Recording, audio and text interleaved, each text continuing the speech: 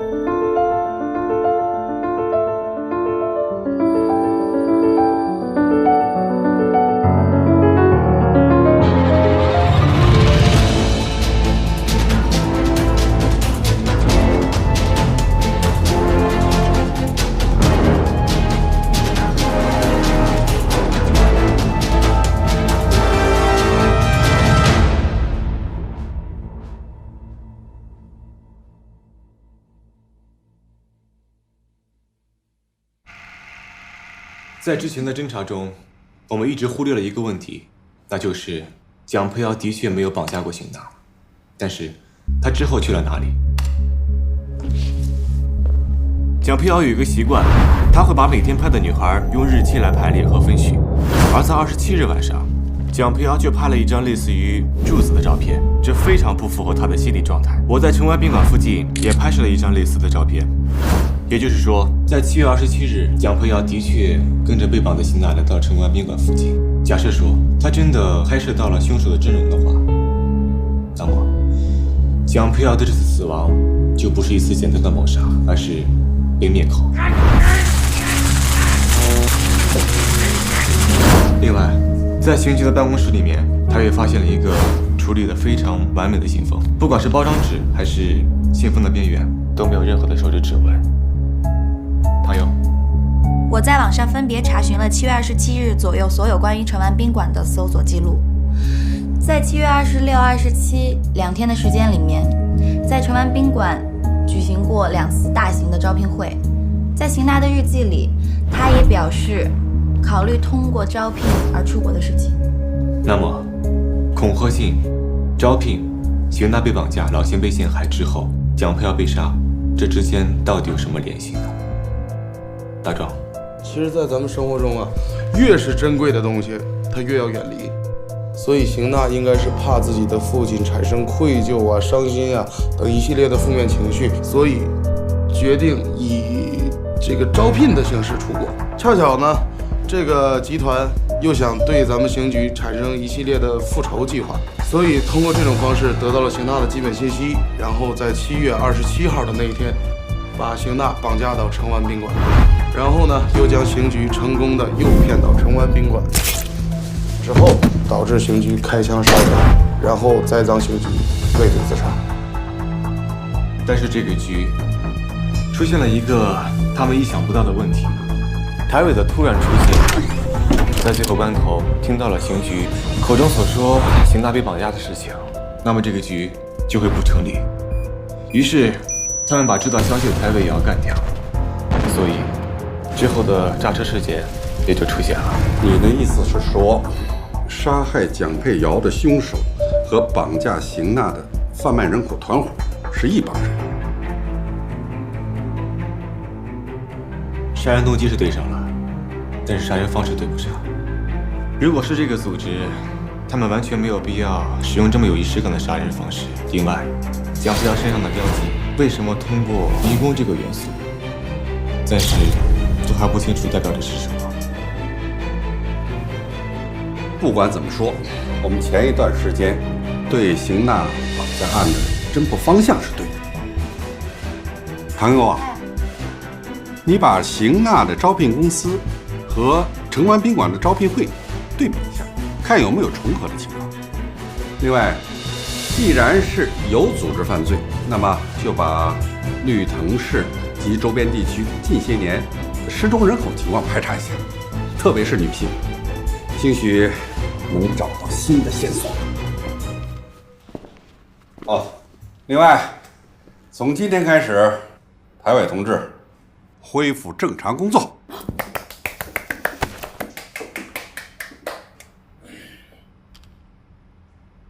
台委啊，稳着点。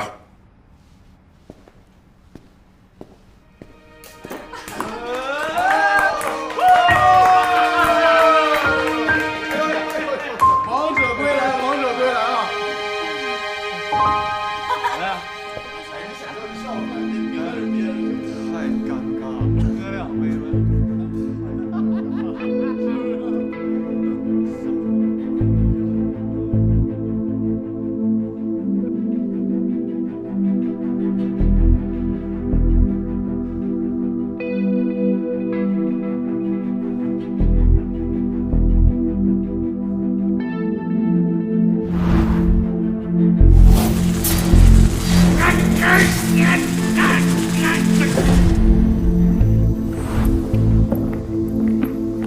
相传在古希腊有一个国王叫做米诺斯，他的王后受了海神波塞冬的诅咒，与一头公轮怪私通，生下了一个牛首人身的怪物。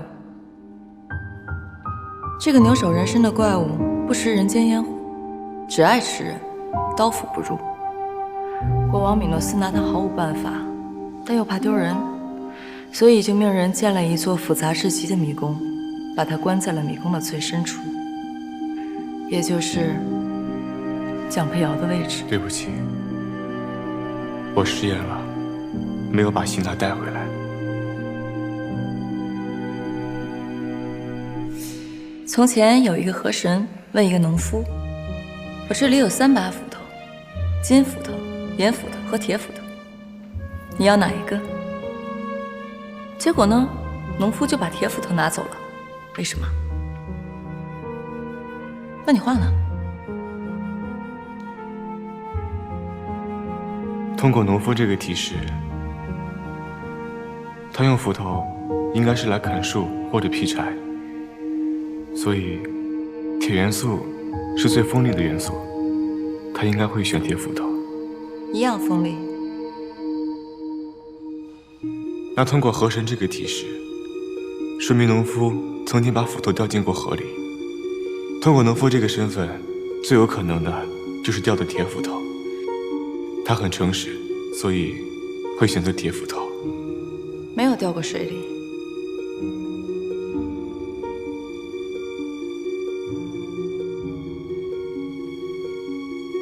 按照人性的常理来说，人一般都会选择最优于自己的条件，不然那就会产生不合理。就是不合理。这个世界上本身就存在着合理和不合理。农夫他就是喜欢铁斧头，所以就拿走了，就这么简单。怎么了？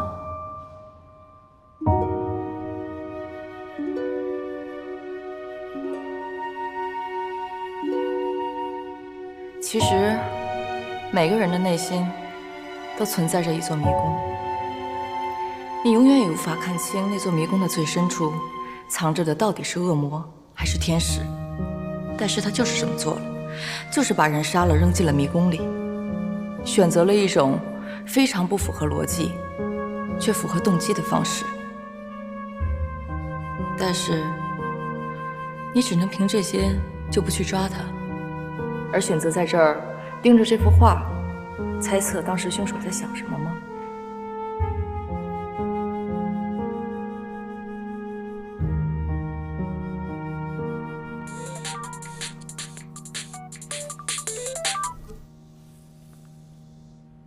喂，庞木，我在邢娜的日记里整理了所有她提到关于招聘公司的材料。稍等我一下。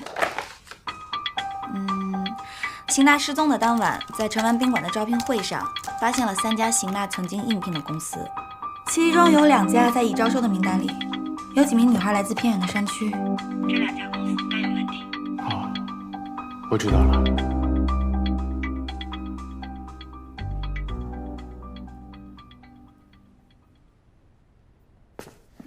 杨宇，你怎么知道我在这儿的？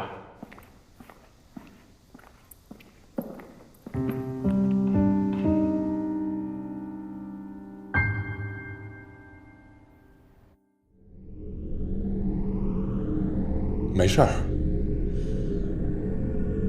既然这个事情已经漏了，我们接下来想的就是怎么去脱身，不要总想着怎么去赢。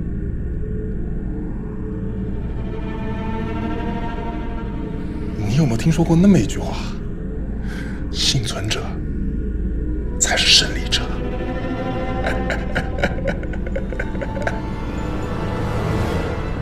金先生来了，让他进来。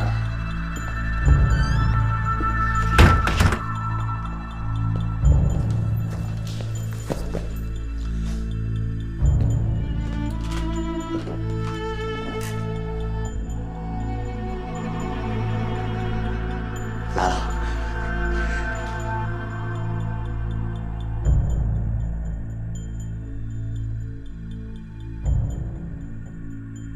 好，过去，快，过去。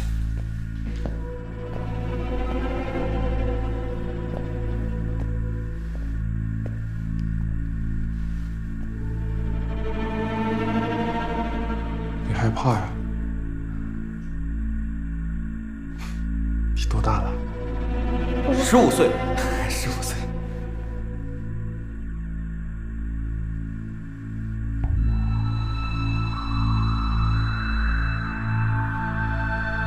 问你了吗？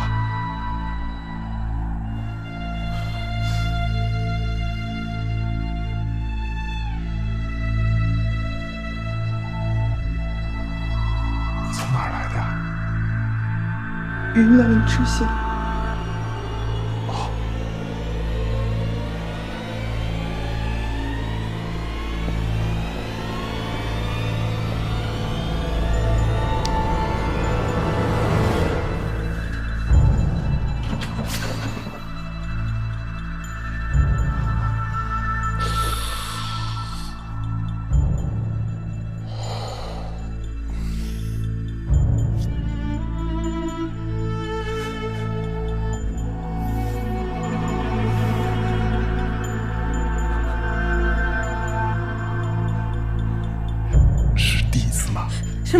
什么第一次？对，老板是，绝对是个数，您放心，保证是。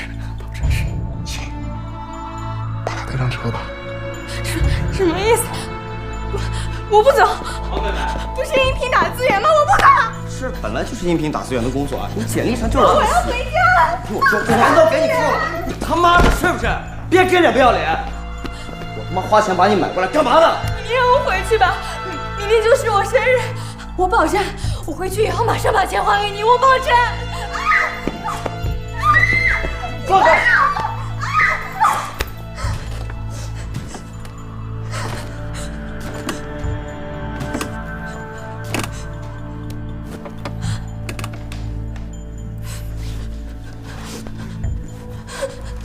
你明天过生日啊？叔叔，我求你让我回家吧。我妈还躺在床上等着我治病呢。哦，那么可怜啊！你明年几岁啊？我18岁。小丫头骗子，你他妈在这瞎说！简历上不是说你15吗？不要打我！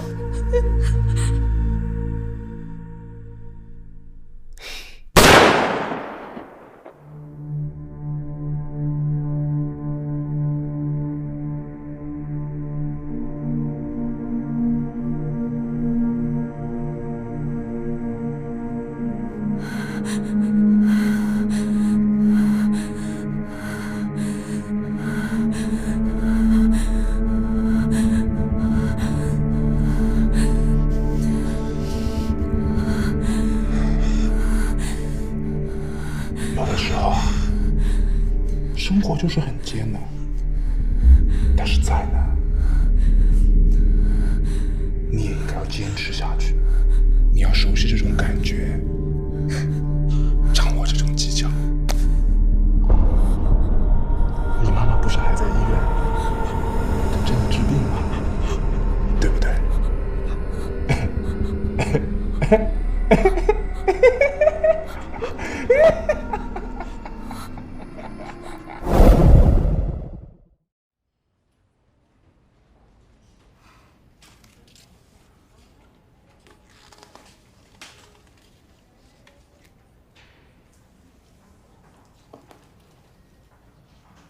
哎，小鱼，对，我是赵总。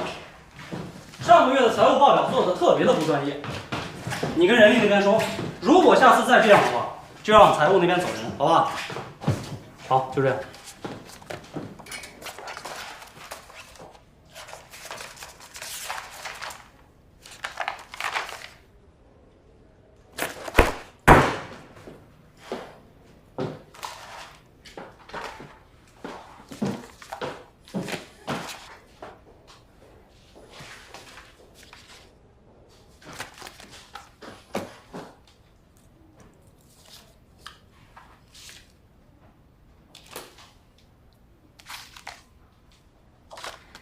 是这样的，唐小姐是吧？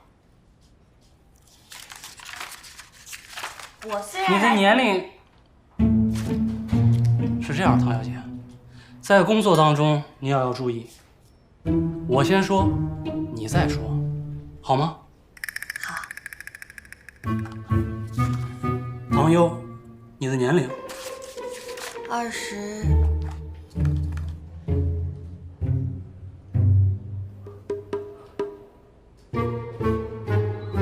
24。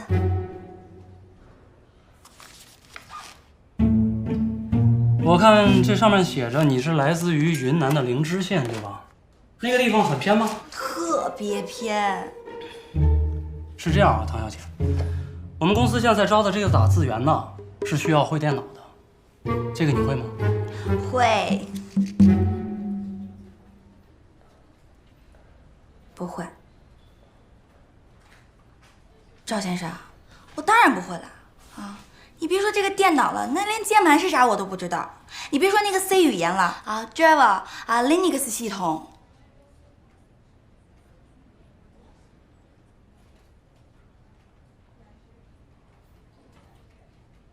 唐小姐，这些你都是从网上看的吧？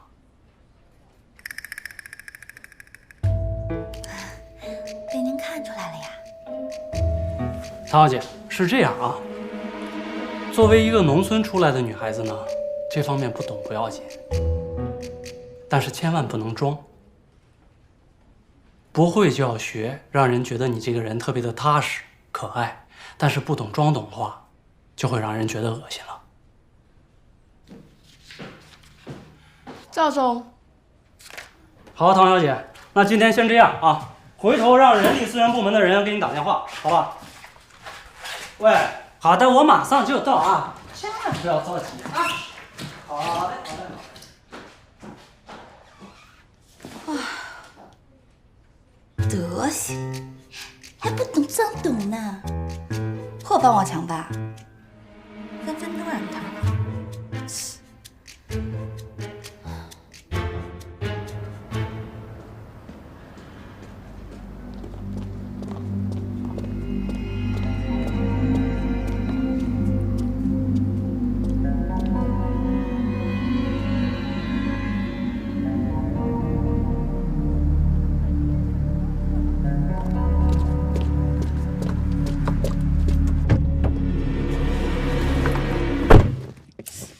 得，你先别说话了，让我缓会儿行吗？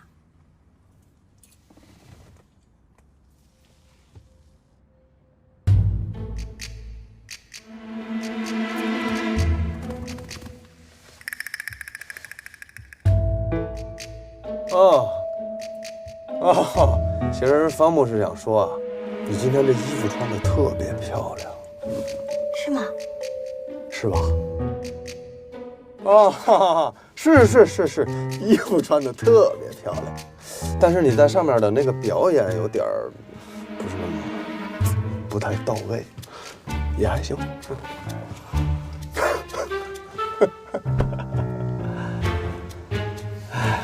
好了，说正事了。这是最后一家可疑的公司，城安宾馆出现的5家公司已经全部排查完了，暂时都还没有什么收获。哎呀，线索又断喽，怎么就他妈这么费劲呢？我要回家。啊？我外勤出完了，我要回家。回家，送你回家。我在前面的公交车站下。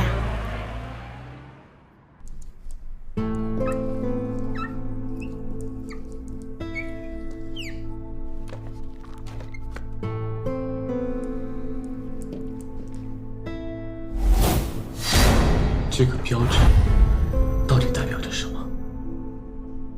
王木，行了，线索就这么多了，那卡这就卡这了呗。但邢娜招聘这事儿肯定是真的。哎，我建议咱们扩大搜索范围，别老跟眼巴前这几个使劲了，啊？张哥，你说你这说巾帼不让须眉，当红女星竟是男儿身。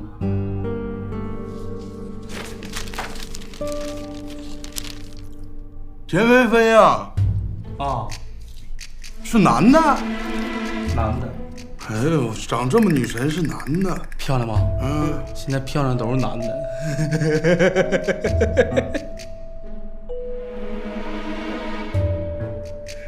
你长得真丑。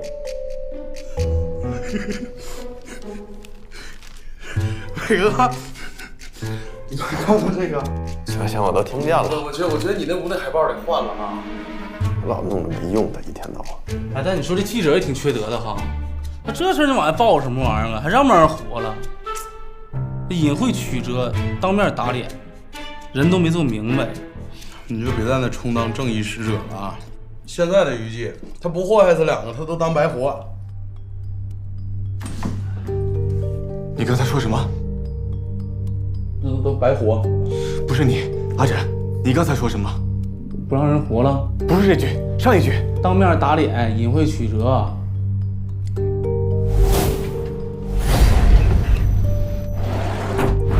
当面，没错。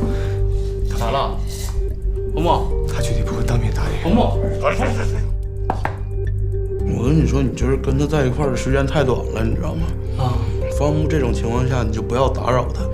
他现在脑子里灵光一现，噼里啪啦、噼里啪啦、噼里啪啦，全是闪电，犹如雷神附体。这雨过天晴之后啊，他自然会告诉你这彩虹是什么颜色的啊。那彩虹啥色的，我还用他告诉他？太尉，唐佑有危险。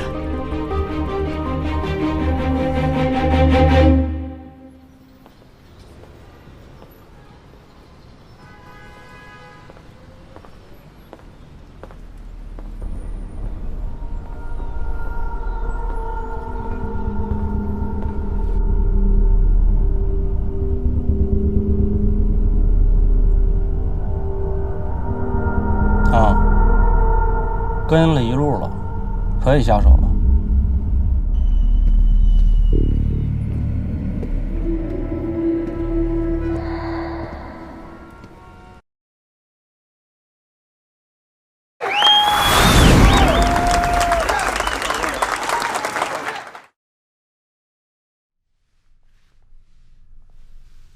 找什么呢？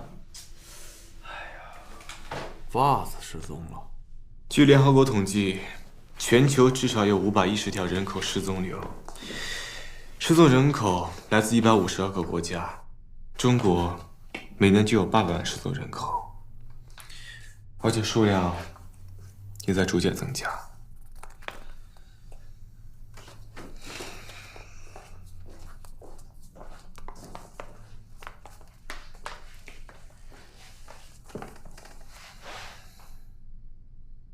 到目前为止，公安部共破获了14000多起儿童绑架案，和17000多起妇女绑架案，共解救了24000多名被拐儿童和29000多名被拐妇女。需要注意的是，当发现少女、儿童走失或失踪后，家属及监护人应立即报案，警方会在第一时间接报后立案调查，不需要等24小时。只要不放弃，总有一天会找到的。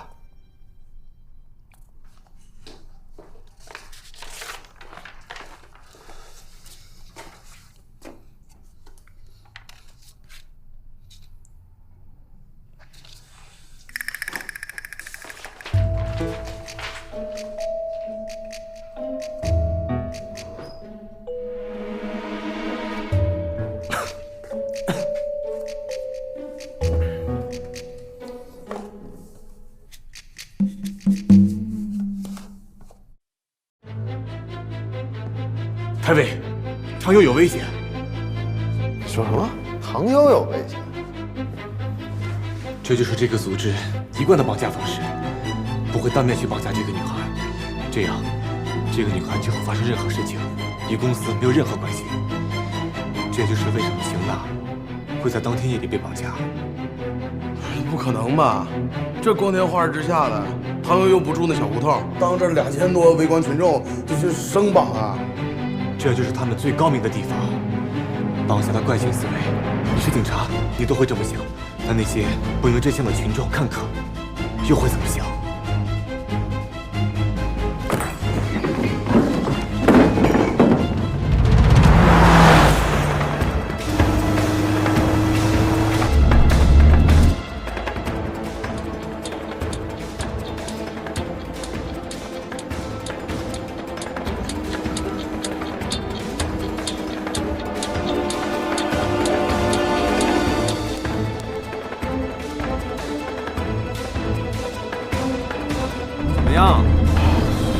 关机了，那就查查他住哪儿。哎呦，我知道了。喂，人事管理科吗？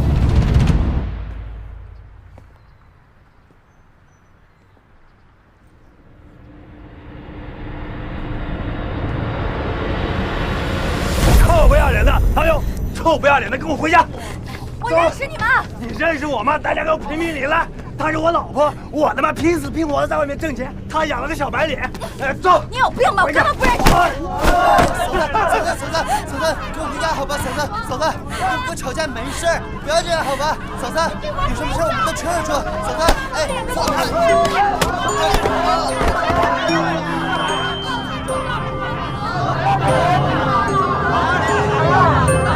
我根本不认识他们。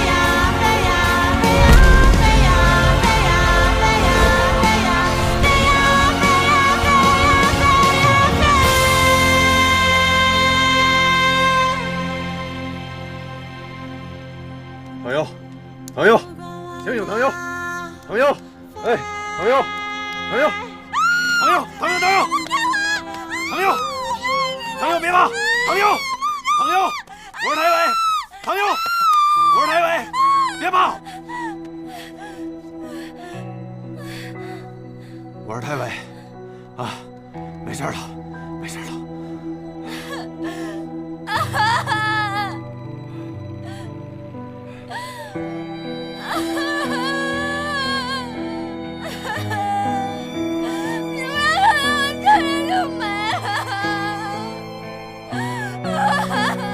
没事了，都过去了啊，不怕啊。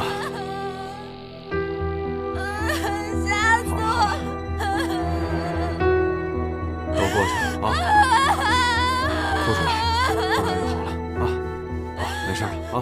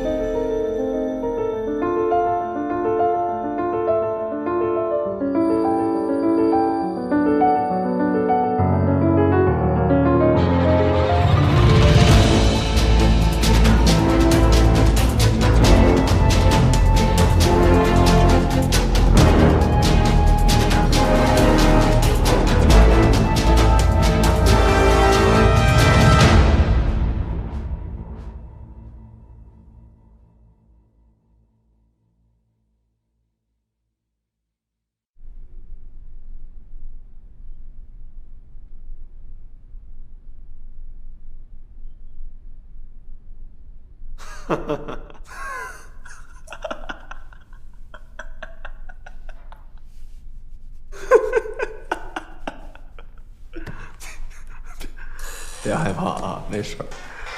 我就是太高兴了，你不知道，我们找你都找疯了，真的。找我干什么呀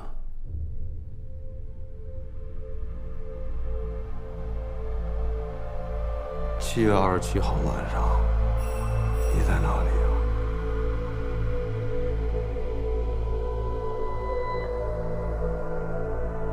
我忘了。忘了？没事，让我帮你回忆回忆啊。哎，这个地方记得吧？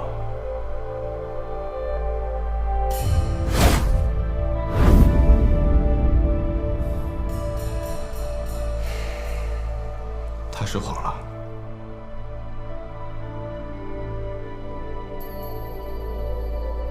我再问你最后一次，知不知道？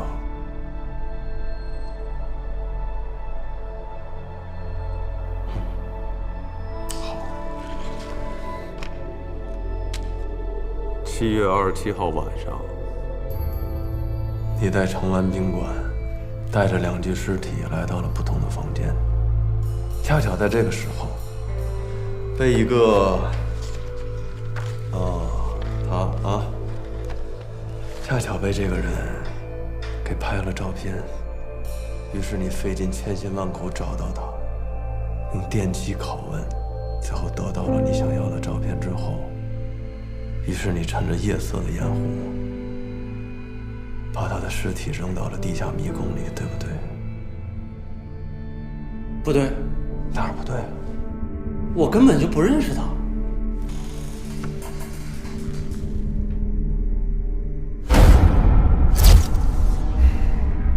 实话。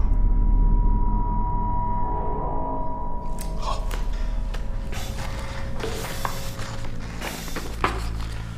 那这个女孩你认识吗？啊？好好看看。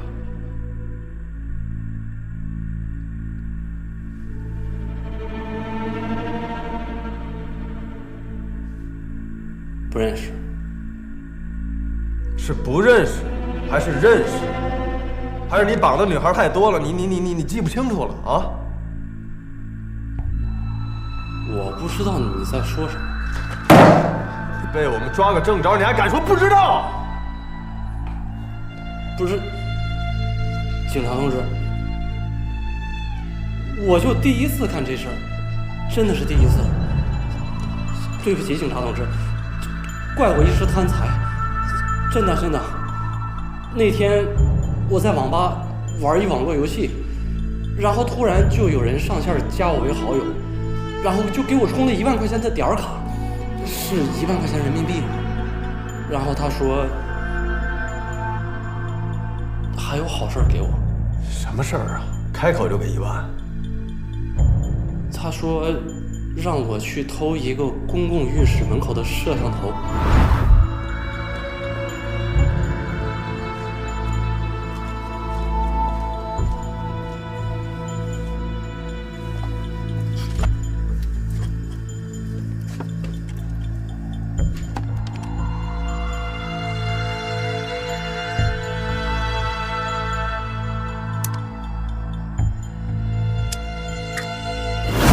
我也不知道他为什么让我去偷摄像头。他说把那个摄像头安全送到他面前以后，然后他还给我一个大软包。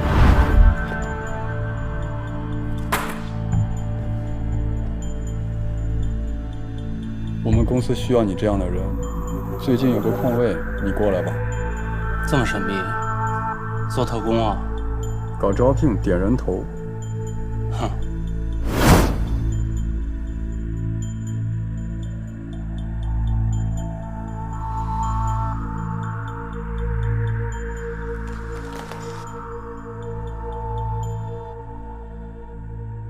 如果你是我们，让你找到凶手的话，你会通过什么细节？他胳膊上有一片日式纹身。他说如果我绑架成功的话，他会在晚上6点在那家餐厅等我，顺便告诉我笼子的位置。笼子？笼子就是关押那些女孩的地方，就是去基地之前的中转站。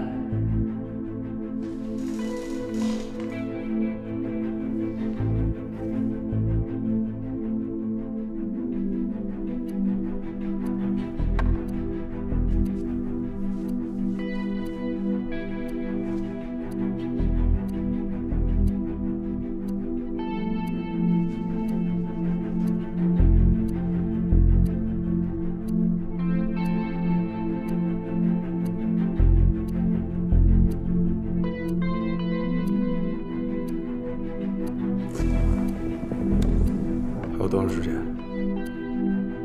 还有2分钟。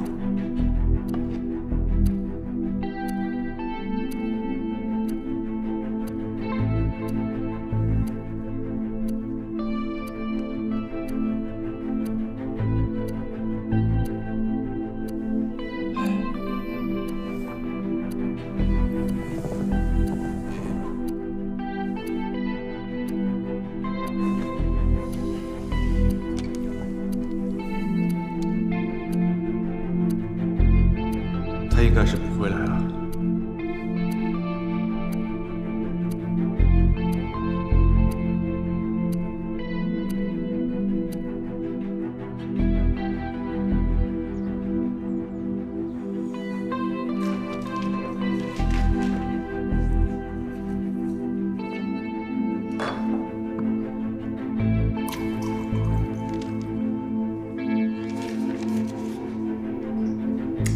哎，接着说。别介，忙活一天吧。我们在这个暗黑餐厅附近的那个双星红莲小区，包括广渠路，再包括这城湾宾馆，这些地方都进行了布控和监视，根本就没发现这个纹身的男子。而且经过走访调查，赵旭和蒋培瑶之间也根本没有任何交集。我们查了一下赵旭的手机定位和行程记录上，也从来没在城湾宾馆附近显示过。经赵旭自己交代，跟纹身男子的有限的接触当中，纹身男子也没有提过关于什么照片呀、蒋培瑶啊、城湾宾馆啊相关信息，也就是说，基本可以排除赵旭以及纹身男子杀害蒋佩瑶的可能性。看来是侦查方向错了。杀害蒋佩瑶的凶手和绑架邢娜的不是一伙人。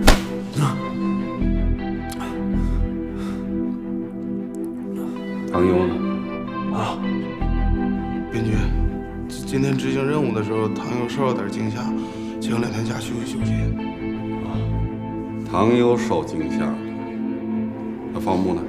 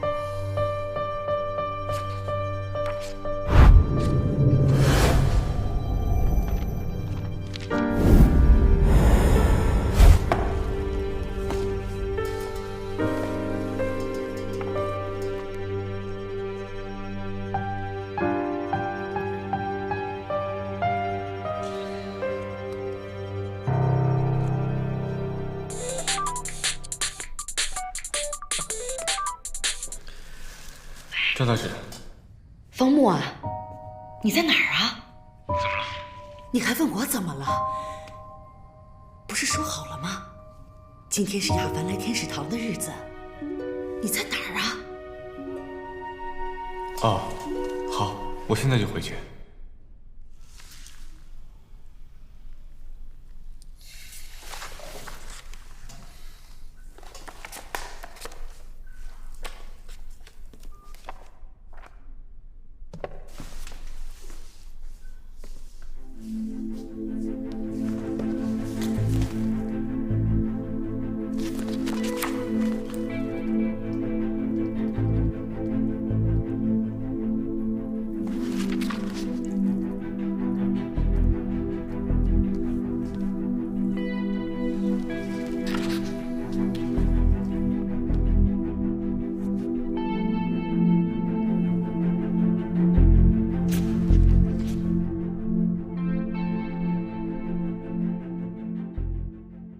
哎呦，没休息呢啊！哎，其实那个我这这么晚来，我就想跟你说说吧。其实这个事儿它不能怪你，不是说不能怪，是它就不怪你，主要错都在我啊！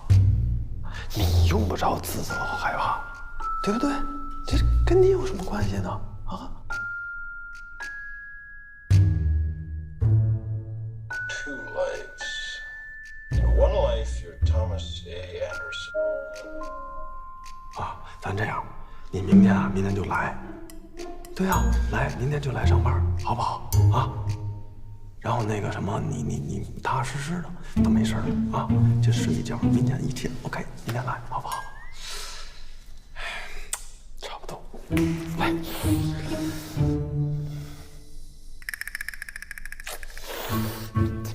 闹脾气。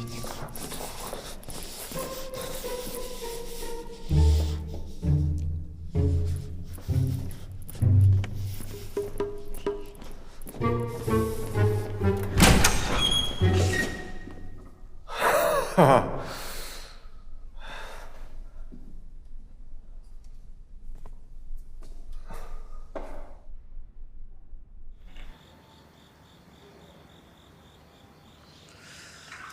那个，你还好吧？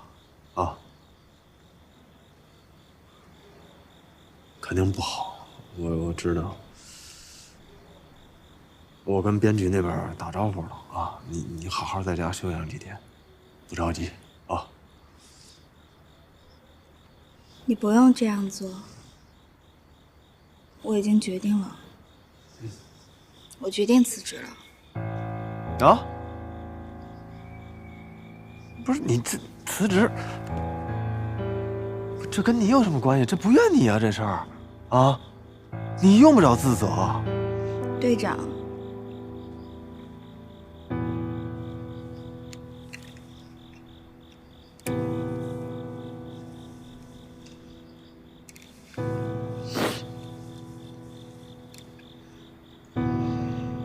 我现在就算走在大街上，只要有陌生人靠近，我就会觉得害怕。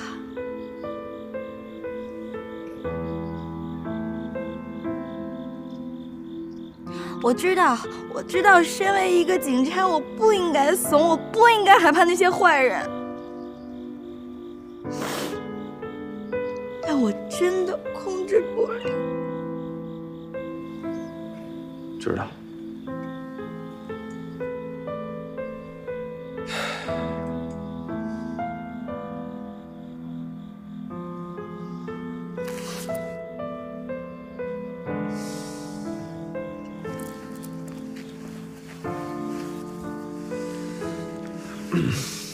这个是那个谁，那个大壮给你的。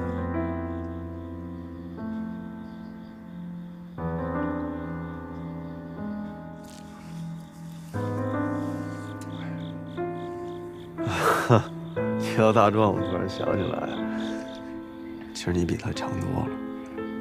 大壮以前特怂，真的比你差远了。以前一有案子，他就想尽各种办法被第一个垫上，所以我老叫他怂蛋嘛。其实话又说回来，谁不害怕？我也害怕。我经历这么多案子，抓了这么多人，啊，黄永孝、马凯、森普，这些人在我的脑海里全都是噩梦。有拿刀子的，有点煤气的，有拔我牙的，我也非常的害怕。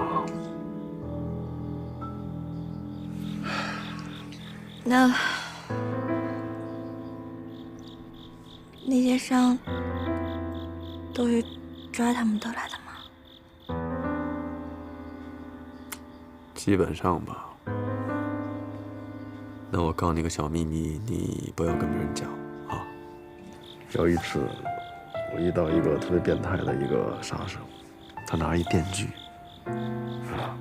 当时我破门而入的时候，哇呀，满身是血，正在那分尸呢，真的我都差点吓尿裤了，我扭头就跑，他在后面追我。我在那个正好这是个路口啊 ，L 型的，我跑过去，在这儿一转弯，啪撞到人家小区里那个广告栏上了，撞得满脑袋是血。现在想想，说出来跟笑话似的。其实真的内心里面，当时是非常的害怕。但是怎么办呢？你说咱们都这么害怕，你有没有想过，这些受害人的家属，他们的亲人，他们的孩子，是不是会更害怕？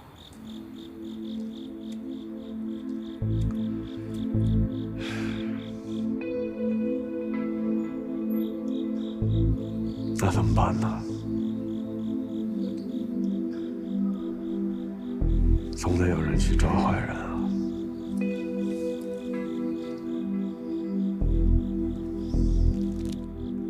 我不吃，你吃，你吃。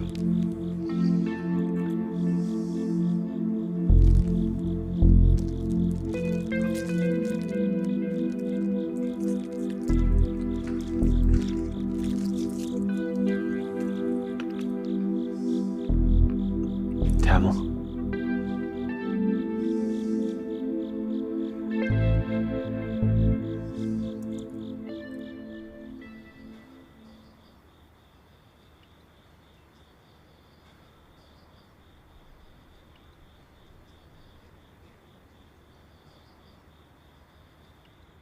记住了，姑娘，我们做警察的，就是要保护这份甜蜜。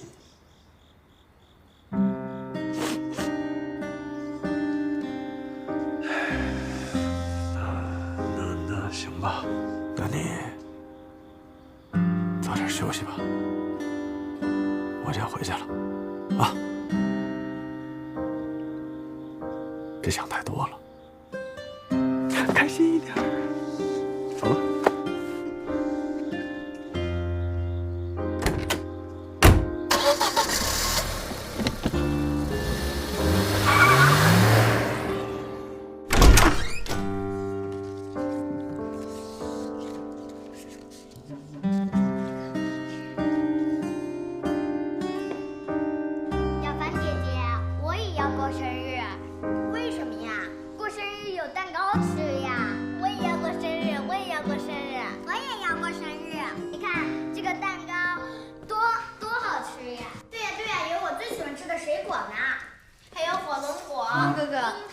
回来了呀。这是谁买的？你买的呀？我买的。对啊，你让杨云姐姐送来的。好啦，大侦探回来了，我们就来吹蜡烛吧。快点，快点！我要吃蛋糕。那许愿吧。好。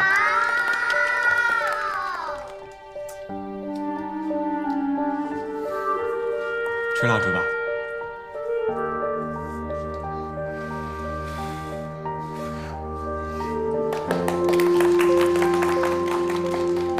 雅芬姐姐，你许的什么愿望呀？第一个是希望我们能永远这么快乐生活下去。那第二个呢？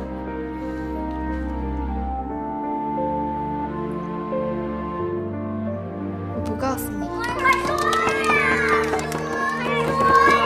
快说呀！好啦，我们来分蛋糕吧，好不好？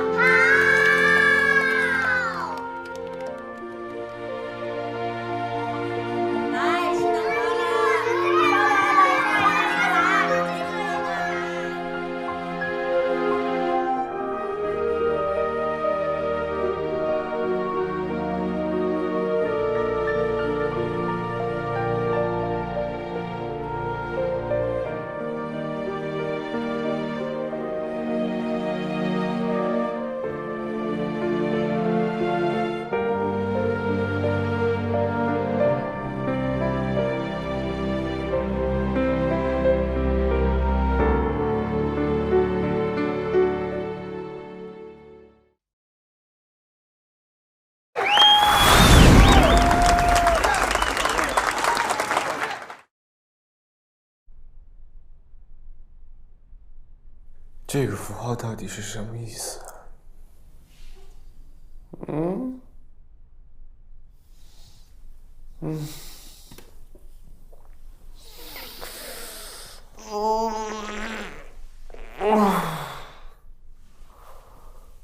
哎呀，默默还没睡啊？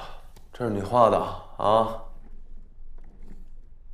12宫杀手每次在杀人前后都会给警方邮寄一个黄道12宫符号谜题，他是在炫耀和挑衅。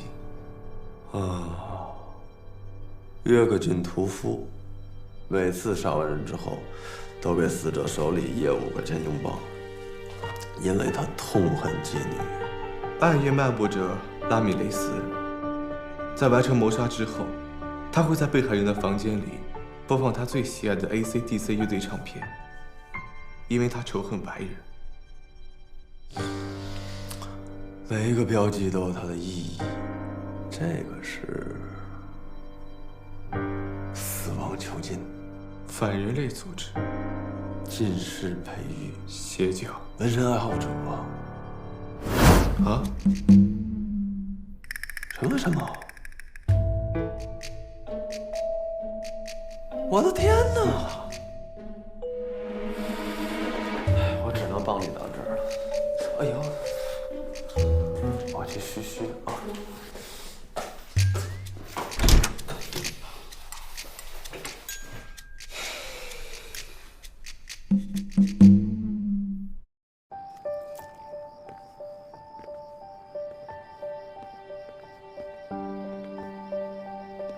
你今天怎么有空过来？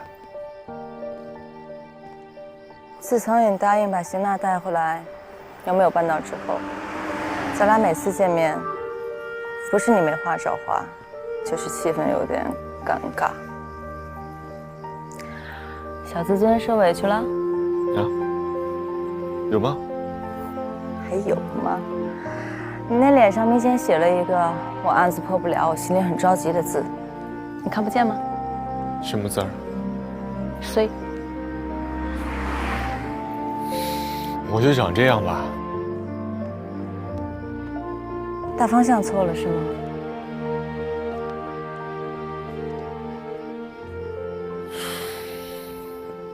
可能从一开始就错了。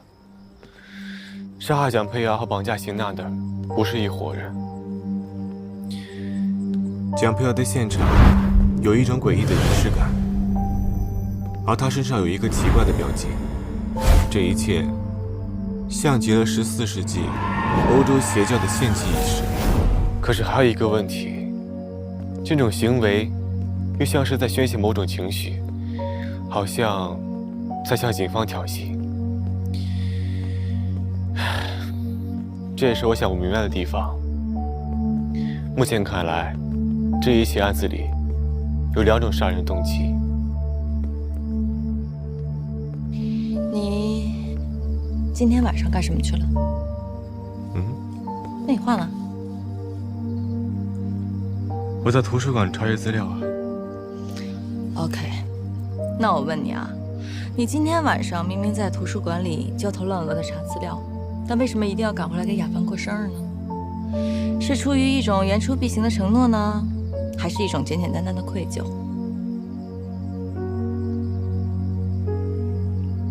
都有吧，对吧？人就是这样一种感情动物，做什么事情的目的都不止一个。我抽你一巴掌，也许是让你离我远一点，也有可能是我喜欢你的表现。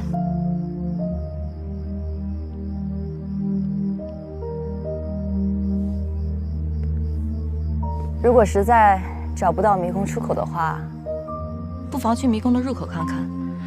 为什么一定要穿过迷宫呢？也许那个真正的恶魔根本就不在迷宫里。就到这儿了。哎，我送送你吧。史上最言不由衷的话，一般有2句，一句是在我这吃吧，另外一句就是我送送你吧。去查案子吧，那才是属于你的舞台。然后自信地站在我们面前，告诉我们真凶是谁。走了，晚上还约了一个患者。哎，你每天都约了一个患者，谁呀？小鲜肉。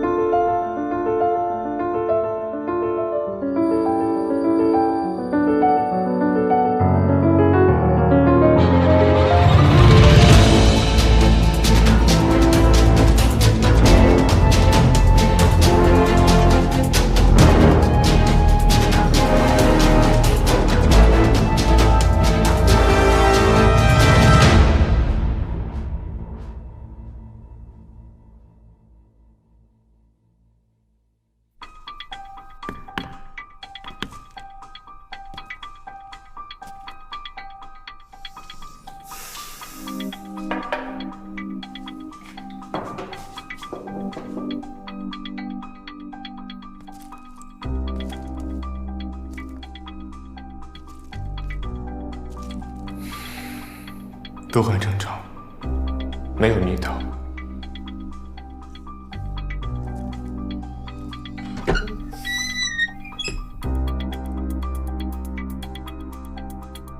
很正常，没有破坏的痕迹。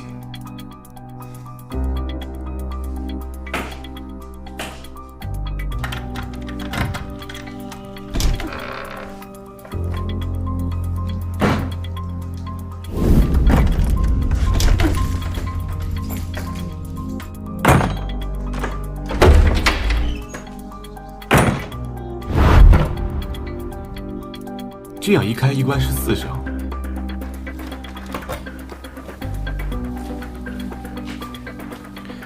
你确定是2声吗？一开一关有2声。你不玩对吧？你在监视蒋飞瑶的时候，有没有碰到过什么可疑的人物？没有。哎，对，有一个记者，他突然跑过来跟我说了声什么“操，拍早了”。拍早了？拍早了。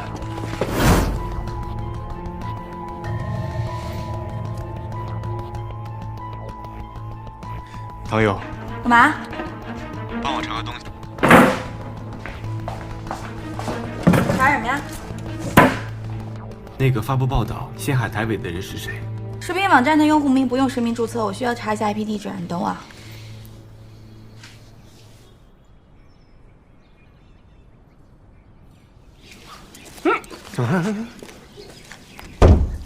干嘛去？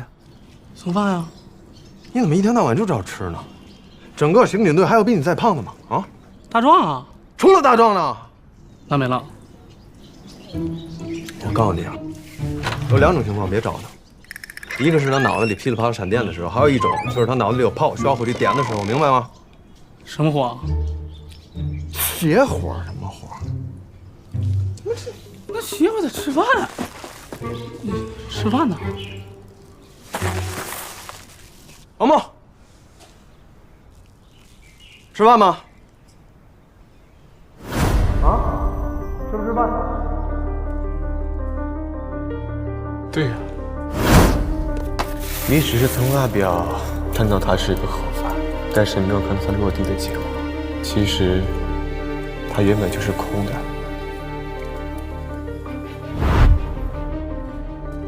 对呀。也许那个真正的恶魔根本就不在迷宫里，本来就是空的，他根本就没有进入到迷宫里，就是这么简单。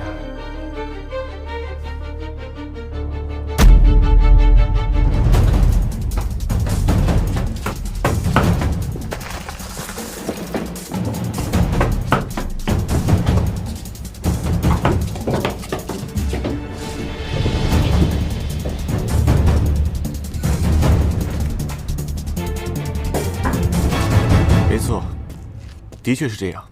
什么情况？你只是听见蒋培瑶开门和关门的声音，并没有亲眼看见，对吧？对，我听见了。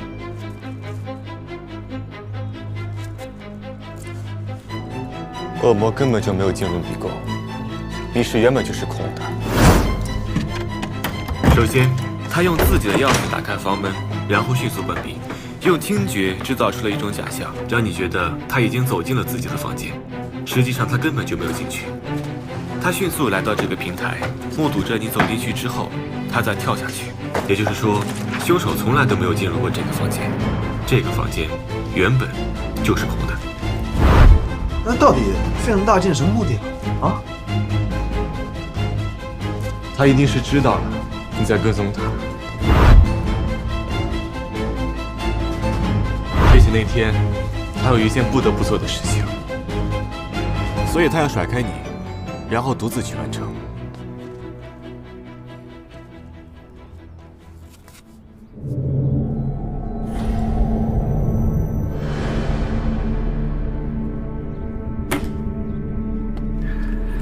如果再有什么劲爆消息的话，记得给我打电话。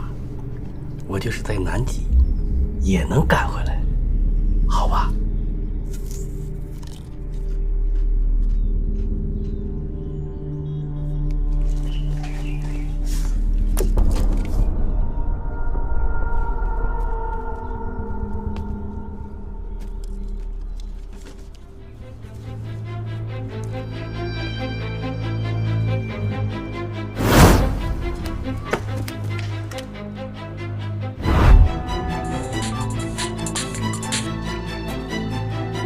查到了，通过 IP 地址查到了发布这段视频是在一个新媒体公司，这个机主的名字是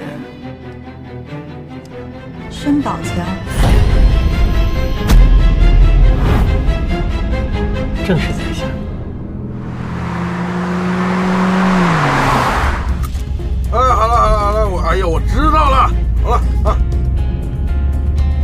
伟哥啊，申宝强今天下午就压根没在公司，出去采访去了。这地址。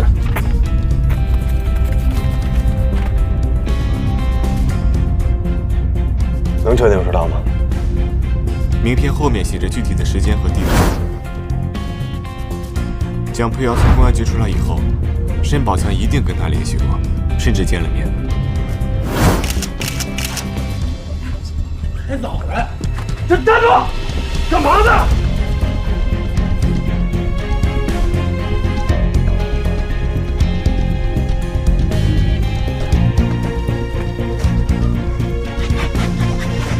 打电话，一定打电话啊！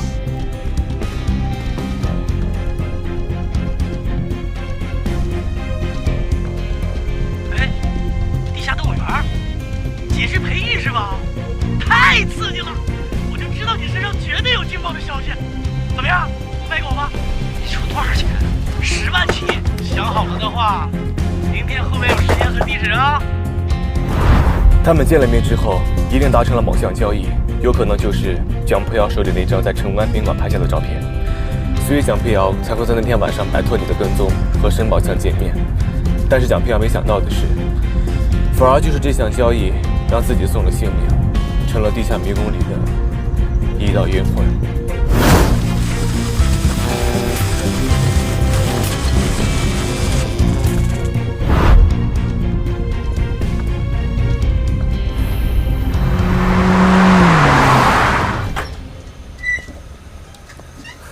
走了，傻逼！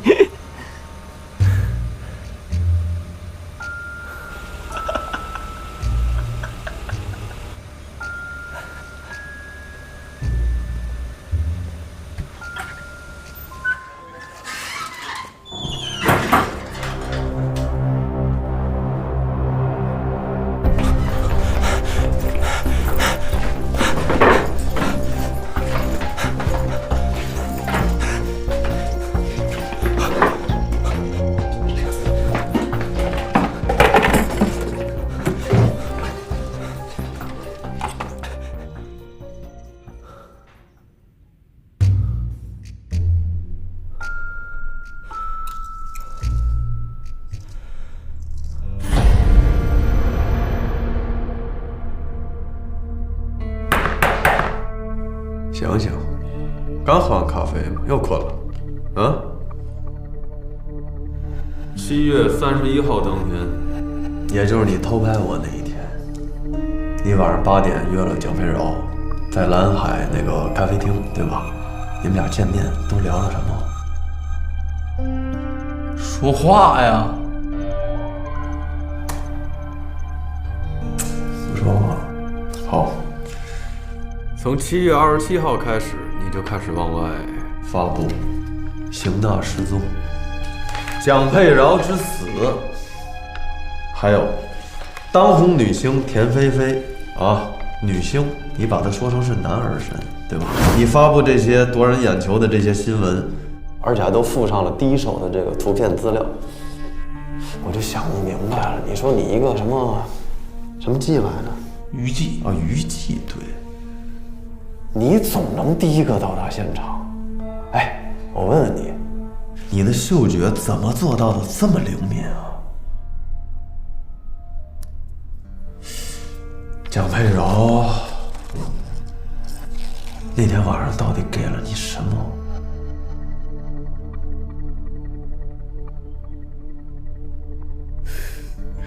我说太警官，你就别在我这儿白费力气了。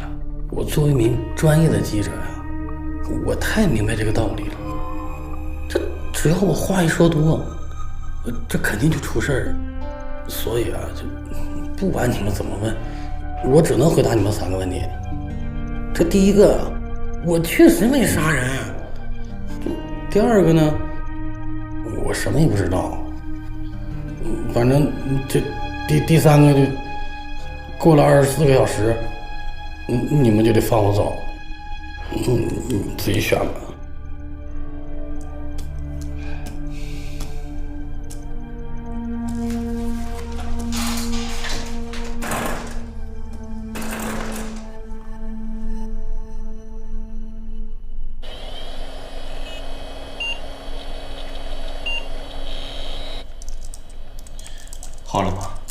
催什么催啊？那破密码这事是能催的吗？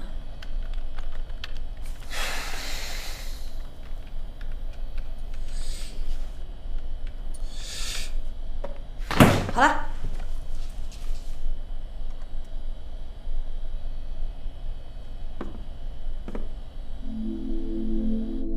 这还有10分钟就到点了，多1秒钟我曝光你们，侵犯人身自由。申宝强，看来你是一个很懂法的人。接下来的15分钟，这些应该足够你看完的了。不着急，还有15分钟呢。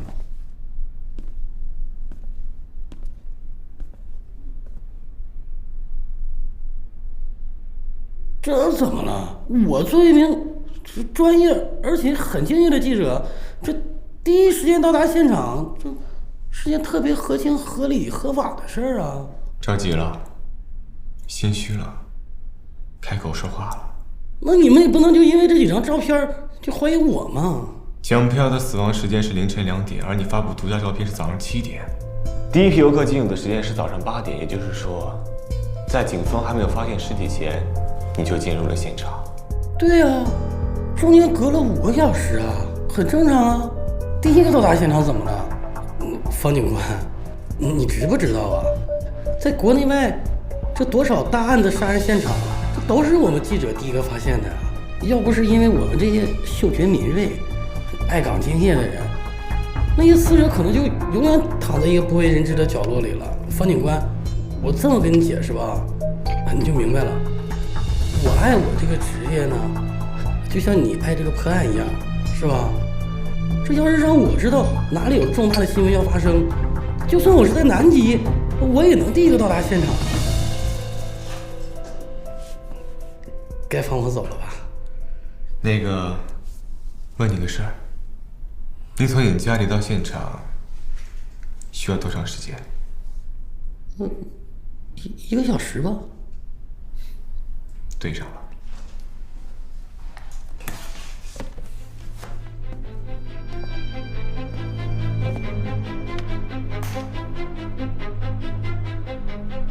蒋飘的死亡时间是凌晨2点，你从家里到现场再返回去2个小时，正好是凌晨4点。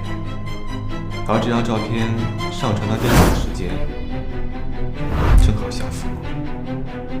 你根本就没有在南极，而就在蒋飘身边，对吧？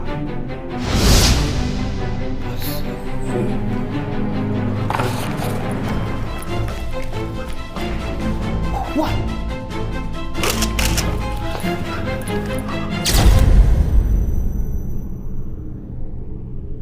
为了上头版头条，你开始寻找死亡模特，开始刺激制造案发现场。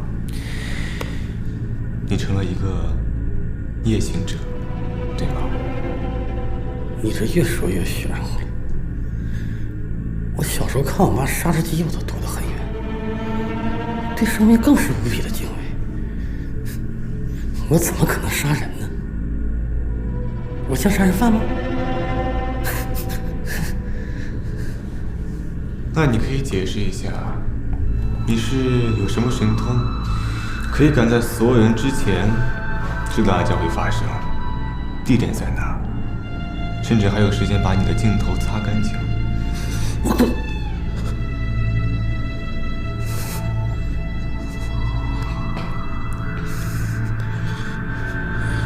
这是我的秘密，这是我的法宝，这是我的私有财产。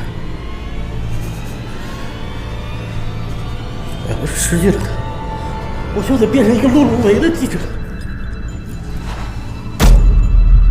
他是什么？一个人。很好。如果你说出来，你可能就只会变成一个碌碌无为的记者，但是如果你不说，你就会变成一个戴手铐的记者。到时候去采访一下球狼大哥，写几篇特稿，也许还能赚点版权费，这样也很不错，对吗？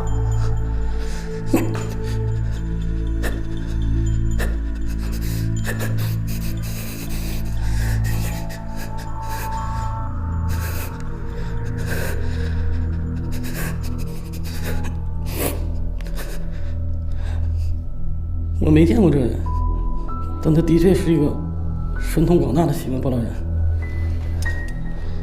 他能告诉我哪里有案子要发生，去哪里寻找尸首。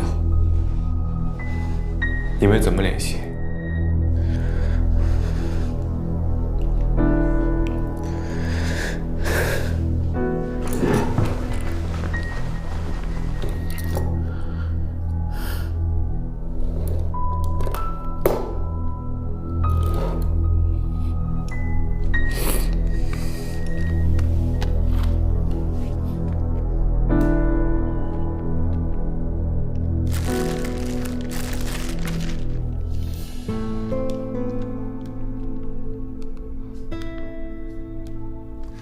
这个人在案发前2个小时给申宝强发来了短信通知，告知了案发地点以及蒋佩瑶的基本资料。既然是通过短信，这个人的短信记录可以查到吗？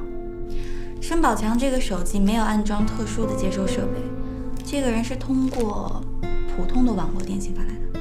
电信、联通、移动、阿尔法，迪拜当地的一家公司。你是说发短信的人在迪拜？第2天是在科索，这家电信公司在菲律宾。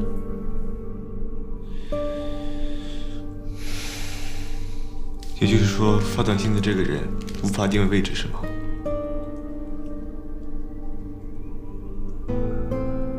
那如果我想要定位申宝强的位置呢？大侦探，你是不是糊涂了？这申宝强不是现在在审讯室里吗？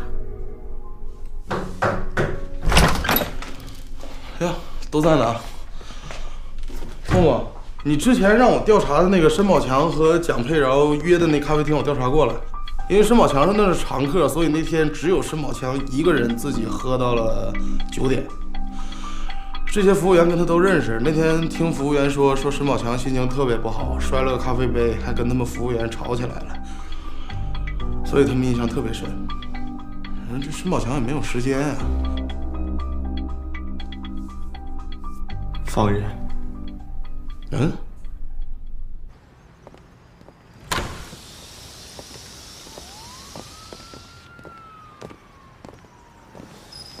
走吧。不送了，走吧。啊，也是，我也不是啥贵客哈，那不用送了。那个，这以后你们抓人呐，一定要瞅准了抓啊，这有点人民公仆的样子啊。你看你们立功了，你看我这没饭吃了。这个人民公仆是什么意思？你们知道吧？这人民公仆要是按字面上来讲呢，就是全心全意为人民服务、排忧解难的党政好干部，是不是？这有句这古诗说得好啊，人民公仆，人民公仆，人民服务。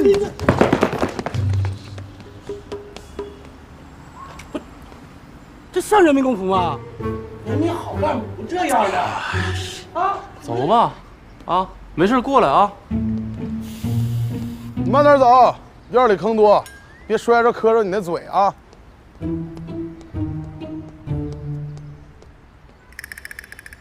哎呀，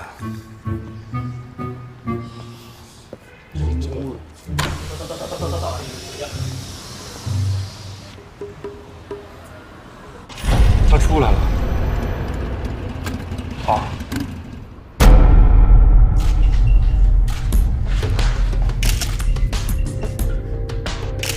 好，可以了，撤吧，开始拍了啊！反光板，左边，往左边来，好。第一点，把光往人脸上打啊，好，来看这里，好，来放松，不要紧张，不要害怕，不要紧张，身体柔软一些啊，身体放松，面部也要放松啊，你的那个左肩稍微高一点，好，来放松一点，菲姐。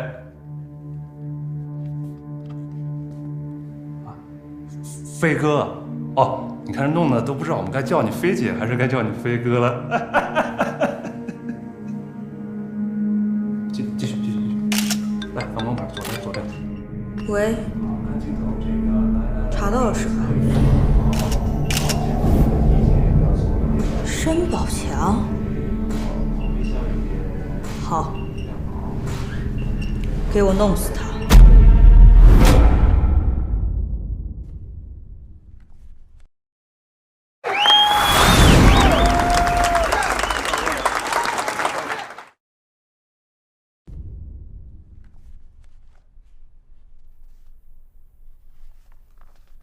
据说黑客常常使用跳板，或者制造肉鸡等方式隐藏自己的 IP。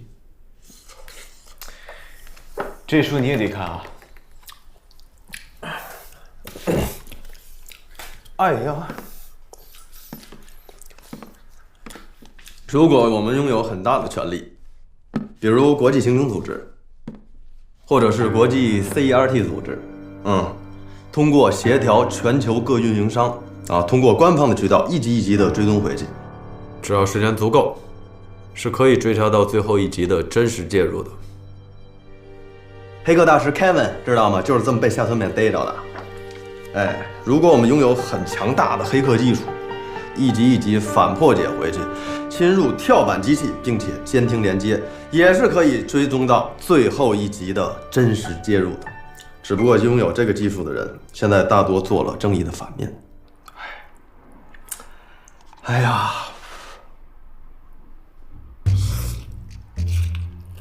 今天太阳打西边出来的，傻了吧？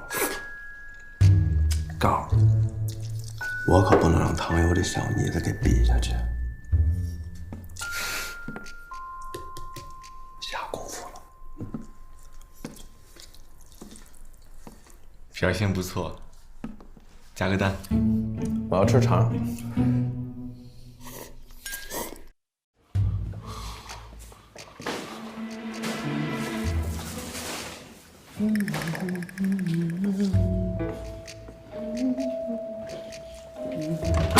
手是却，你个怂蛋，你还好意思来啊？我以为你要颠了呢。我什么时候怂了？不是买的吃的，谁饿谁吃的呢？我一直有这印象，我当时我也没，我没怂。行了，开始吧。在今天下午对申宝强的审讯中，我已经基本排除了他的作案嫌疑，但是在他的手机里发现了一个神秘组织发给他的信息还有指令。从这2条信息可以看出，这个神秘组织给他发送的明确的案发地点、案发时间，甚至连地下迷宫的地图都发送了给他。从目前的信息来看，这个组织就是杀死蒋佩瑶的最后真凶。等，不是你的意思是说，杀那个蒋佩瑶和那个绑邢娜是俩组织是吧？没错，这就解释了为什么蒋佩瑶的现场会有一种诡异的仪式感，还有她身上奇怪的标记，很有可能是这个组织想通过这种仪式来完成他们某种不可告人的目的。我不管什么目的我也不想知道。我就想说呢，能不能把邢娜的案子往前提，把别的往后搁，行不行啊？在邢娜被绑架那天晚上，蒋佩瑶拍下的重要照片，在她的所有遗物里并没有发现。现在唯一可以怀疑的就是，这张重要的照片被这个组织给带走了。也就是说，如果找到这个组织，邢娜绑架案的真凶也就找到了。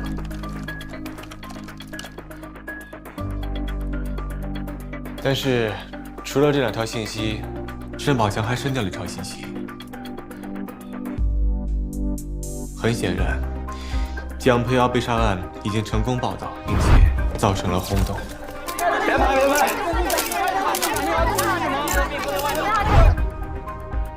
我定位了申宝强的位置信息，只要申宝强跟这个组织一见面，我们就能一举抓获。也就是说，这就是方木一定要放走申宝强的理由。看来今天晚上是场硬仗啊，谁都不能给我掉链子，明白吗？明白。短信来了。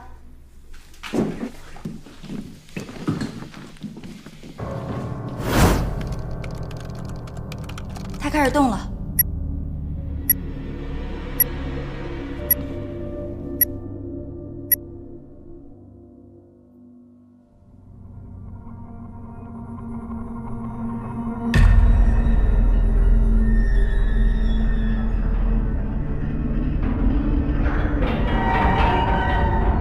现在是8月2日21点58分。1秒、2秒、3秒。第二病例治疗第二阶段，创伤情景的重新演出，心理剧治疗开始。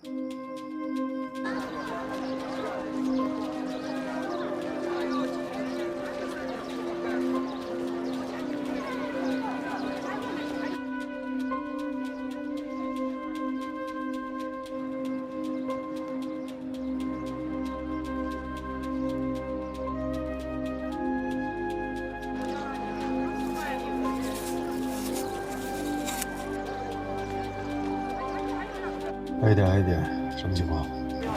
一切正常，一切正常。正常个屁！吃什么呢？啊？一会儿还跑得动吗？100米11秒4，数量更快。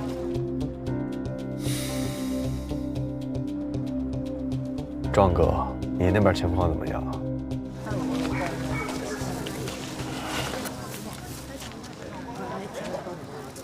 一切正常，一切正常。哎，咱能不能把那破报纸拽了啊？大晚上的，谁拿个报纸看得见吗？我这不也是强看吗？而头，我跟你说，人房木曾经说过，只有相对合理，你就不能太较真儿了。我现在心理积淀特别充沛。行了，不是把自己盯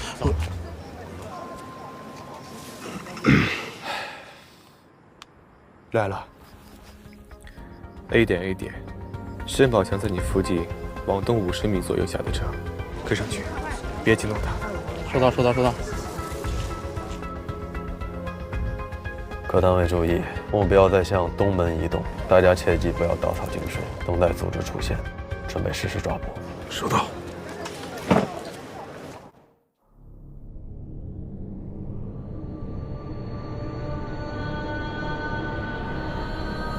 那件事发生的时候，我18岁。我喜欢一切美好的事物。我不相信这个世界上会有坏人。在一家商店的门口，我看见一只巨大的玩具熊在拍发着产品宣传单。我当时还在想，这么热的天，它穿这么厚的外套，多辛苦啊！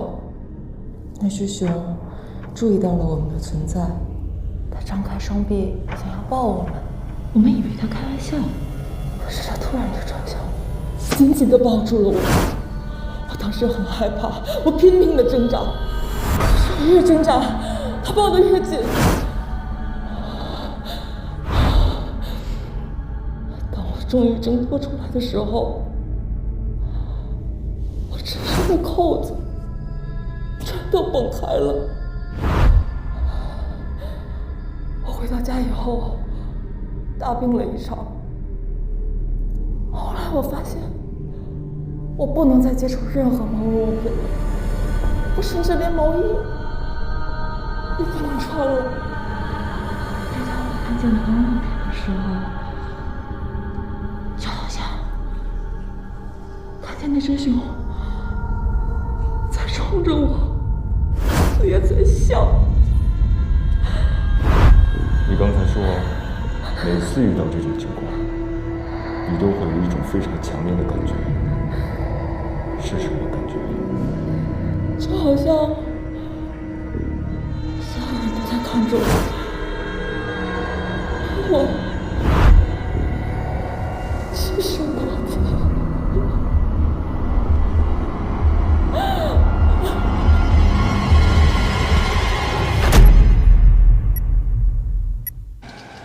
目标停止移动。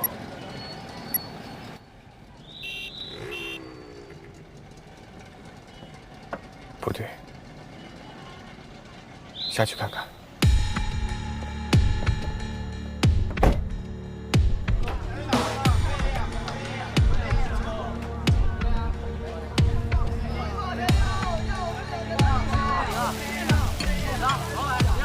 阿展，有没有发现申报强？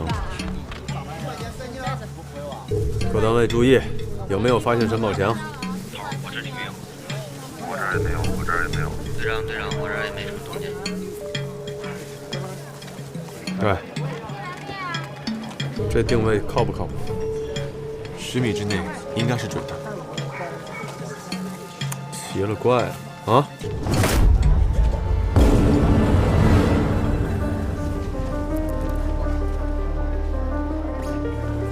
糟了，怎么了？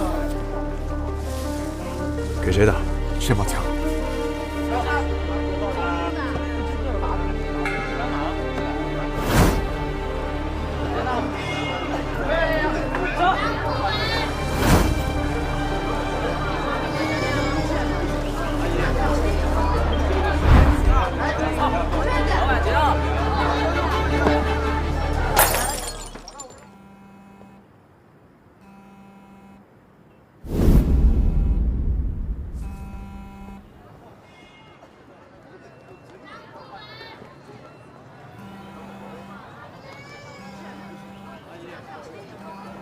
中计了。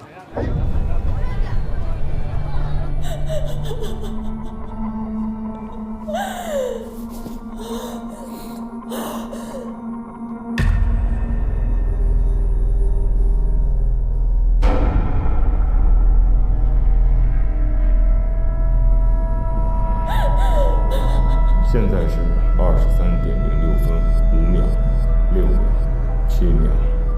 第二病例心理去治疗第3阶段，宣泄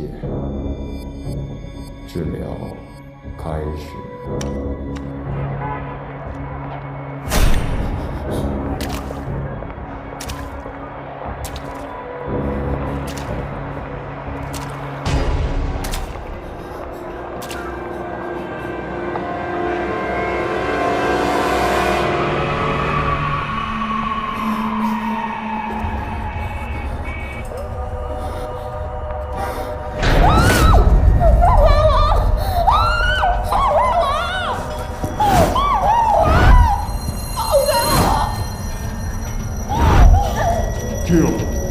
并没有人看着你，这一切都是你的错觉，打倒你内心的梦魇，才能开始新的生活。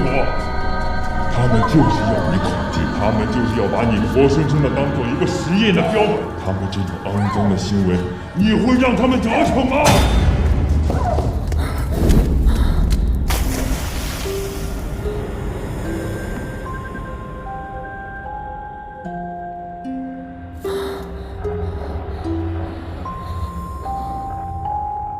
现在是23:18分17秒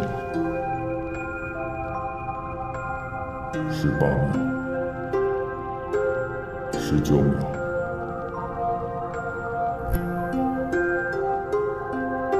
第二病例心理局治疗最终阶段，仪式开始。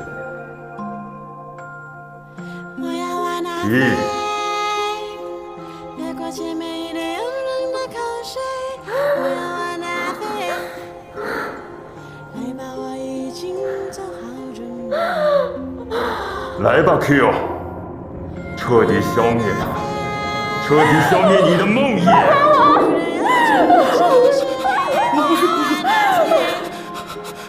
我只知道那是个实验，我没想到要伤害那个女孩啊！闭嘴！你知不知道，你无心的伤害却彻底的改变了另外一个人的命运，而这个女孩从此不再有正常人的生活，彻底的滑向了深渊。来吧 ，Q， 消灭他，你的梦魇会随着这一下而一同消失，你将彻底变好，会恢复到正常人的生活，就像弟那样。难道你不想吗？我求求你，你饶了我吧！我真不是故意的，我不是故意的。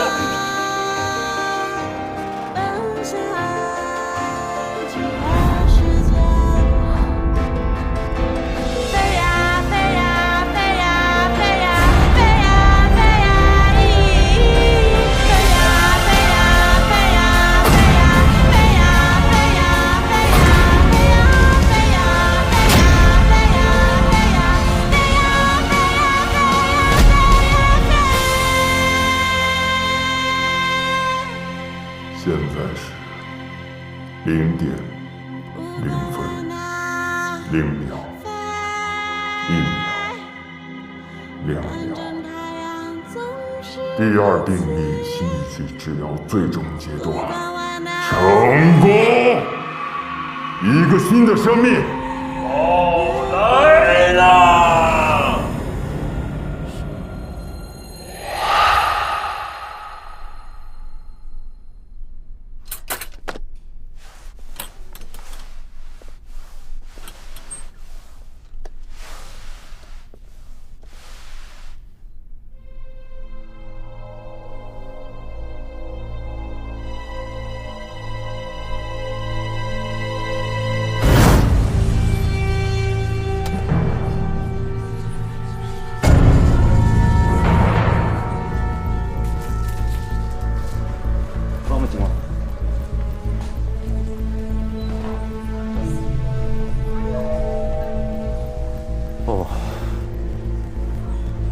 申宝强，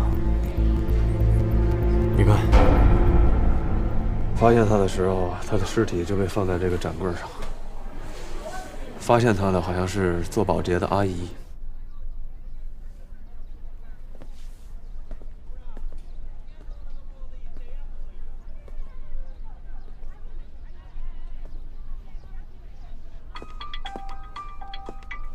期待、狂热和救赎，啊，也是那个组织干的，这也是一种仪式。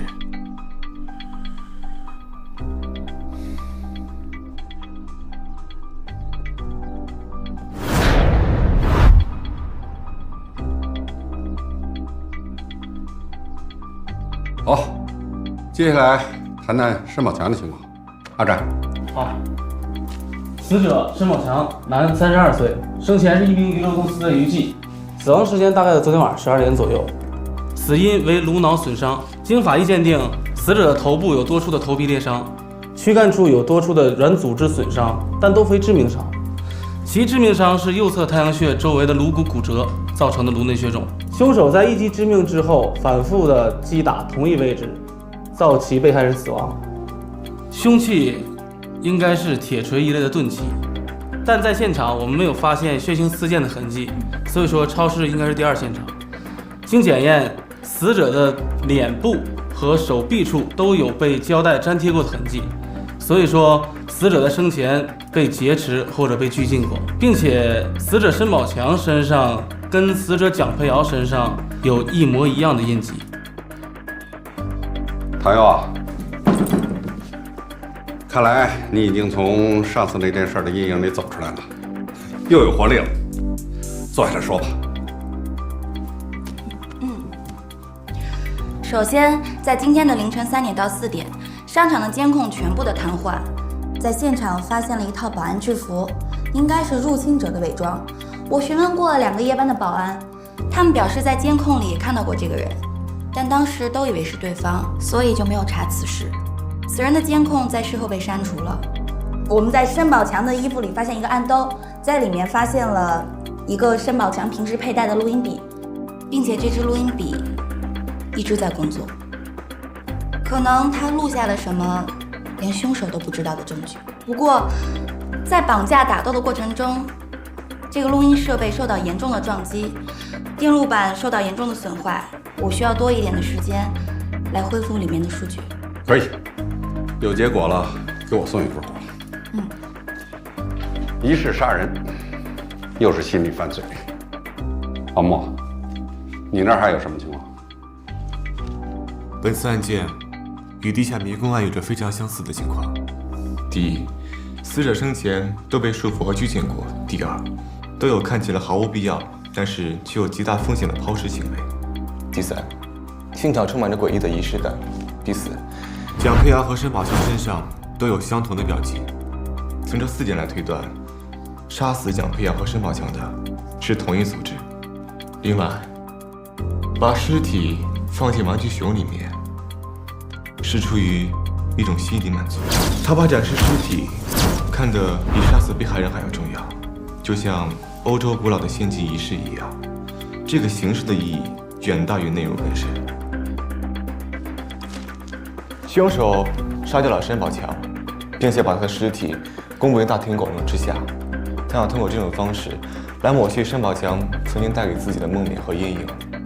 根据申宝强最近一则重要的报道，阿展，田菲菲，女，26岁，演员，之前是一名当红的影视明星。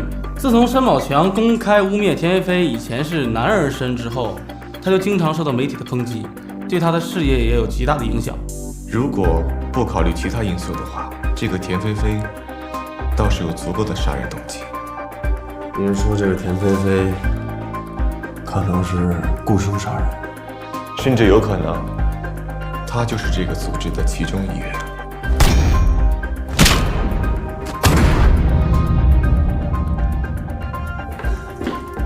刚才110接警那边收到一个报警电话，是田菲菲的经纪人打来的，这个叫田菲菲的失踪了。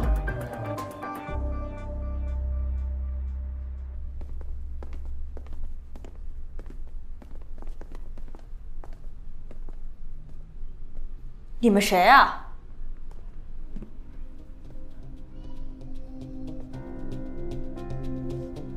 哎，你怎么进去？哎，等一下，是你报的警吗？杨青是吗？刑警队的啊。证件，我跟你讲啊，所有的蛛丝马迹对于我们警察来说都可能是证据啊，包括你呼出来的空气，你让他好好的勘察一下现场，他会画像，可能嗷嗷一画，这样子就解决了，明白吗？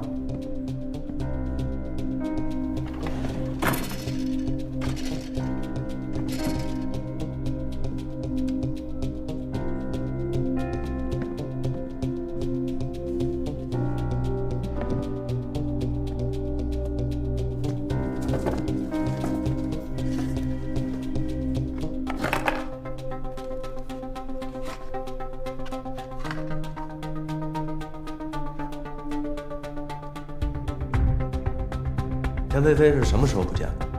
昨天白天，他自己拍完广告后就走了。现在电话打了也有200多个了，刚开始是不接，现在完全就是关机状态。哎，咱那个稍微专注一点好吗？啊。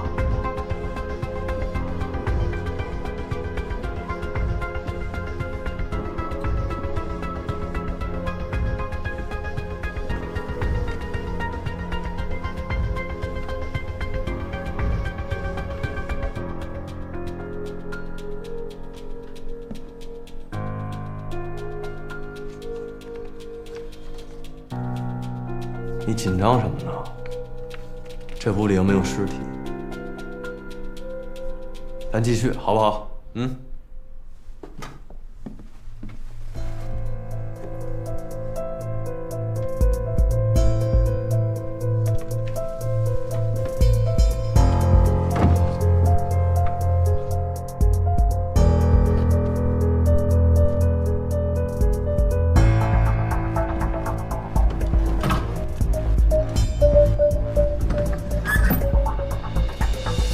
太尉，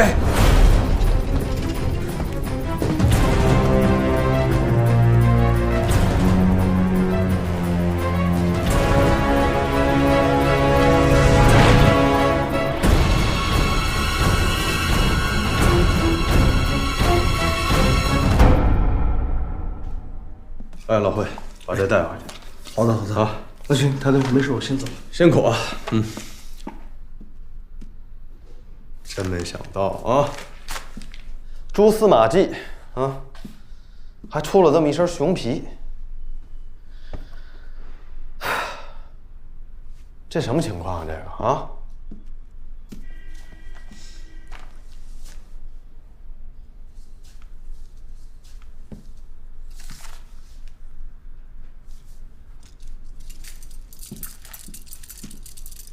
好听吗？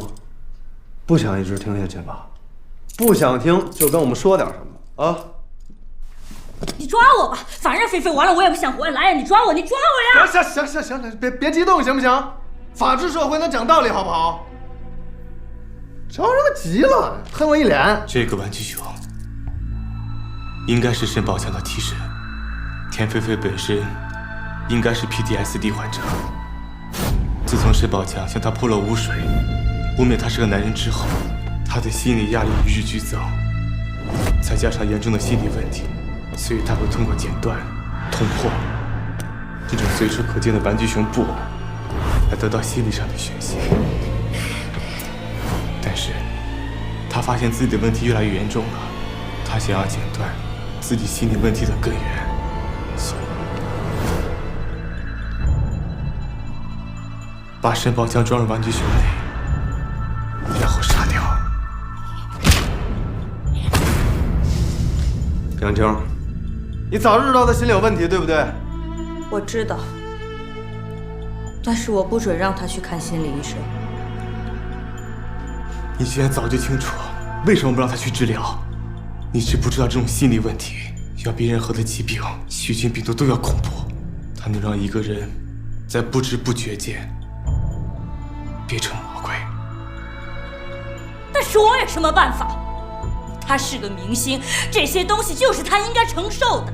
要是哪一天他亲爹死了，他还是会笑眯眯地对着他纤细的粉丝说：“我好爱你们呀！大晚上的，快回去吧，别感冒了。”粉丝效应就是这么现实和残酷。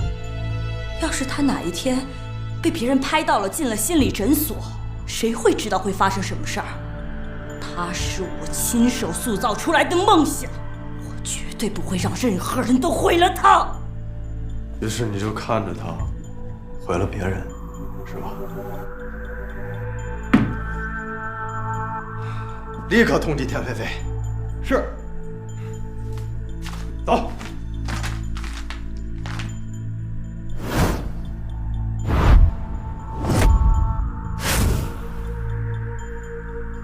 你有没有想过，这真的是田菲菲的梦想吗？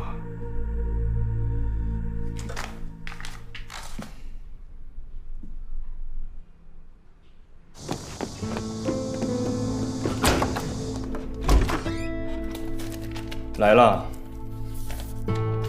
本来以为你们可以早些到，还能帮我收拾一下，结果我忘了今天是周五。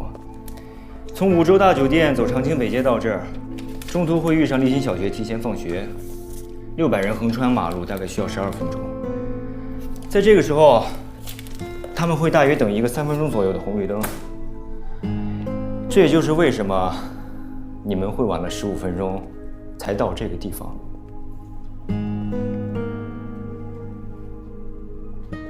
白加了这么好的泡面，都坨了。哎，给你们加面肠。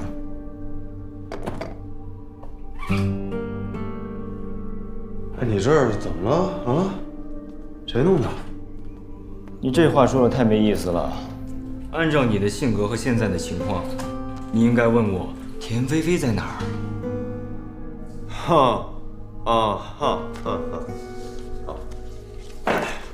田菲菲的经纪人杨青来过这里，对吧？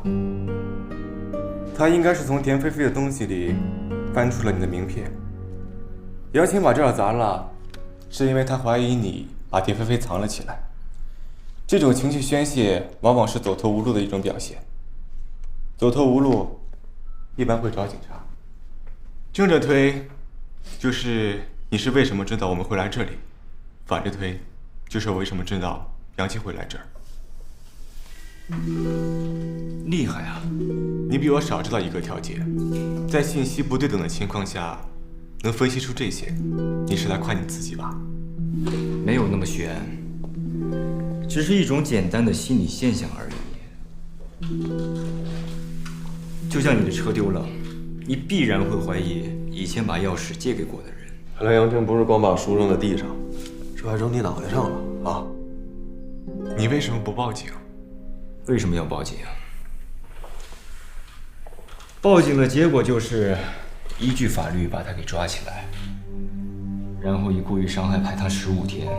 田菲菲失踪了，相当于断了财路。我在断人家生路，不合适吧？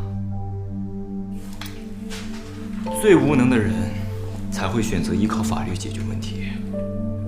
法律只能解决表象，它只能告诉你不能这么做，但是它不会告诉你为什么不能这么做。法律日渐完善，抓捕的犯人越来越多，但是犯罪并没有停止过，战争也无法消灭。这一切的原因，归根结底是因为法律给的恐惧不够大。人会犯罪，是因为有了犯罪的环境。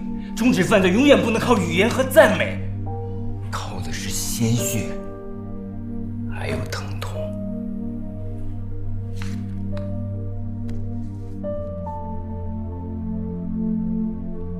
约翰·华生和斯金纳行为主义理论，对吗？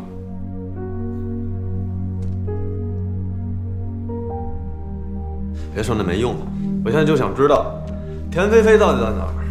他曾和我说过，他想让我用催眠的方法消除他以前的记忆。他儿时的记忆可能是造成他现在心理问题的根源。我用这幅画给他制造了一个非常舒服的环境，在那里没有疼痛，没有阴影，只有在那里他才可以安稳地睡着。我建议你们还是从他的回忆里找一找。去哪儿找？就是他的原籍和原住址。直接说不就？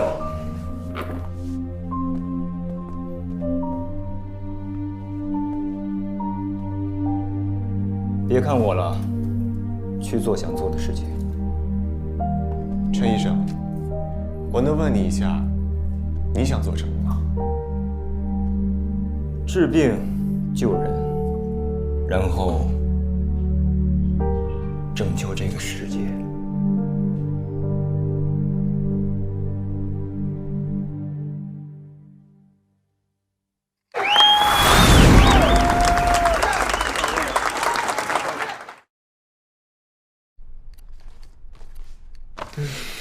哦，唐小姐送您的。她听说您的袜子总是莫名的失踪。老头，不要。恐惧。我恐惧个毛线恐惧？